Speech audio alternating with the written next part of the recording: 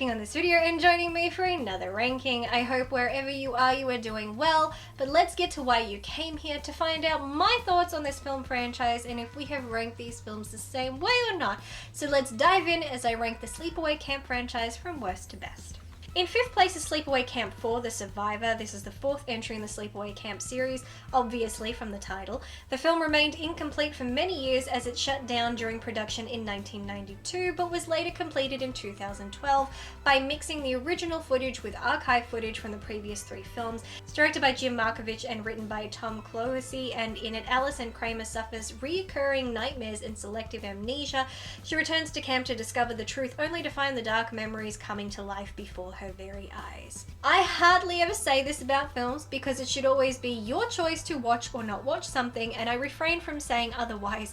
But if you're debating watching this, do not watch. I repeat, do not watch. This is not a movie, this is just a joke.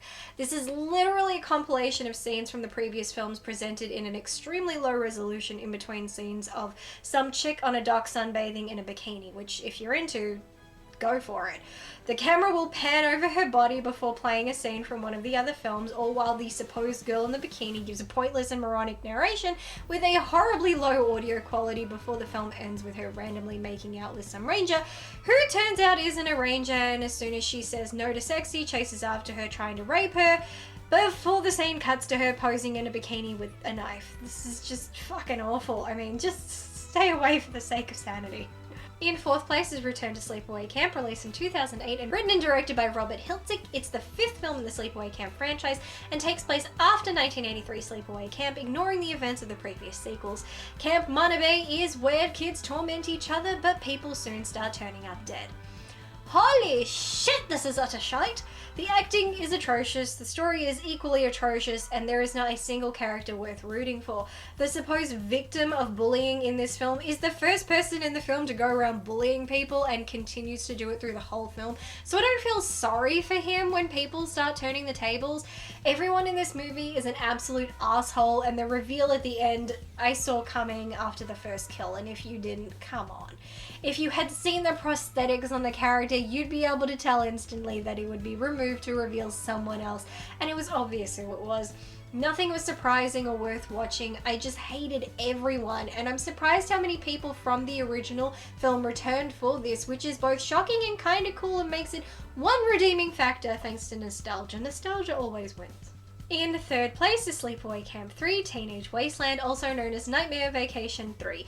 It's released in 1989 and it's the 2nd sequel to 1983 Sleepaway Camp, directed by Michael A. Simpson and written by Fritz Gordon. In it, after murdering a young girl, Angela Baker assumes her identity and travels to Camp New Horizons, built on the grounds of the camp she terrorized the year before, and starts killing again. This is both better and worse than the 2nd film. On one hand, I think it's better to say Angela has gone to camp with the intention of killing people, although again, I think it's pretty weak that she just kills people for being immoral, which includes swearing excessively. She would kill me in 2 seconds flat for that. I think she's a bit smarter in this film, but so much just feels unnecessary, and of course, as it's the 3rd film, we have to continue showing breasts in any chance we get because it's horror and the 80s. It continues to nod to iconic horror films, which is fun, and I appreciate them using the same actress. Another thing I can appreciate is that they keep her very human. She's not meta-human like other horror villains, where no matter what you do, she just won't die. I also noticed these films have a strange interest with having teenage girls trying to engage in sex with middle-aged men. I'm not sure why. In 2nd place is Sleepaway Camp 2: Unhappy Campers, also known as Nightmare Vacation 2. It's released in 1988 and is the sequel to the 1983 Sleepaway Camp. It's directed by Michael A. Simpson and written by Fritz Gordon. In it, Angela, supposedly reformed and living under an assumed surname, is working at a summer camp. However, when the campers start misbehaving, she soon reverts to her old ways. This rather disappointed me. For one, I don't know why someone who was terrorized at a camp would ever want to go back, but mostly because I don't like Angela's motivations in this film. I loved her in the first film because she was getting revenge on all those who were cruel to her, which I completely get.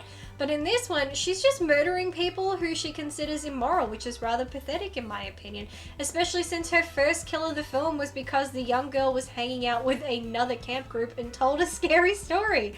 Yes, some of the characters are assholes, but nothing to the degree of the first film, and they don't ever really make it their mission to make Angela's life hell, which the campers did in the first film.